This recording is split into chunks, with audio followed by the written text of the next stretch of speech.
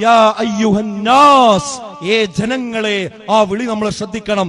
ഏ മുസ്ലിങ്ങളെ എന്നല്ല, ഹിന്ദുക്കളെ എന്നല്ല, ക്രൈസ്തവരെ എന്നല്ല, ഇന്ത്യക്കാരെ എന്നല്ല, ഏതെങ്കിലും അമേരിക്കക്കാരനെ എന്നല്ല, രാജ്യത്തിന്റെയോ വർണ്ണത്തിന്റെയോ അതുപോലെ സമ്പത്തിന്റെയോ ഒരതിർത്തിയുമില്ലാതെ യാ അയ്യുഹന്നാസ്, ഏ ജനങ്ങളെ എന്ന് വിളിച്ചുകൊണ്ട് എല്ലാവരോടുമായി പറയുകയാണ്. ഉഅ്ബുദൂ, നിങ്ങൾ ആരാധിക്കണം, പ്രാർത്ഥിക്കണം. റബ്ബക്കും, നിങ്ങളുടെ റബ്ബിനെ. ആരെ? അല്ലദീ ഖലഖക്കും, നിങ്ങളെ ആരാണോ സൃഷ്ടിച്ചത് ആ സൃഷ്ടിച്ച റബ്ബിനെ. അതുപോലെ വല്ലദീന മിൻ ഖബലിക്കും, നിങ്ങളുടെ മുമ്പുള്ളവരെ സൃഷ്ടിച്ച ആ റബ്ബിനെ.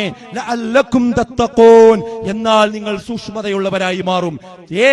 അവസാനത്തെ വാക്ക് നിങ്ങൾ ശ്രദ്ധിക്കണം.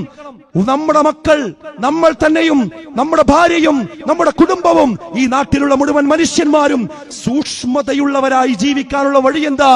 അവനവനെ സൃഷ്ടിച്ചിരിക്കുന്ന ആ സൃഷ്ടാവിനോട് മാത്രം ആരാധനകൾ അർപ്പിക്കുക എന്നതാണ്.